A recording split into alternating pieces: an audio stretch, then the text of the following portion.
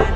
Sa kanila'y minor na may gusto rin ipaglaban. Ang ipinaglalaban natin ay sariling bayan. Bakit ba kailangan natin na maggamitan ng dahas upang marinig ating mga kagustuhan? Ngunit sa kabilang banda tayo ang talunan.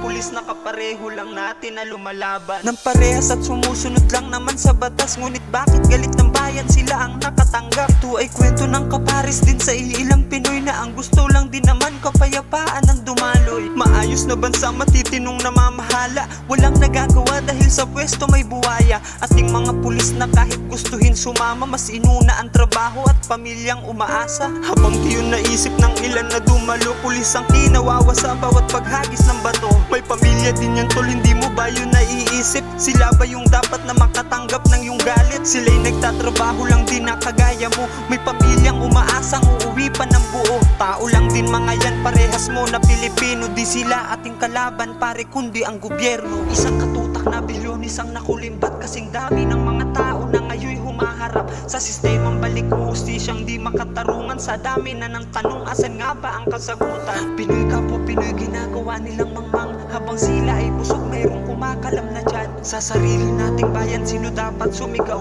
Kung sa pera ibinubulong ating mga hiyaw. Dami nang nabibingay kapag pera na ang usapan. Maraming napipipi pag mapera ang kalaban. Maraming nabubulag, silaw na sa salapi. Di na rin makatingin kapag mayroong humihingi. Daming hinaing na di na makayanang masagot. Sa dami ng daing, sino nga ba ang dapat managot? Pinoy pa rin panigurado ang lubos na matatalo. Ginagawa na tayong sabong ng nasa gobyerno. Dalawang tao na pareho lamang ang gusto. Magkaiba lang na posisyon dito sa ating mundo. Isang mamamayan na gusto lamang ng kapayapaan, at ang isang pulis na bayan ay iniingatan. Hindi halos lahat pero may tunay na ganyan. May isang salita at handa ka na paglingkuran. Ang ating inang bayan binasura ng ilan na inalipusta at nagawa pa nilang pagnakawan. Dahil sa pangyayari ay maraming nasaktan.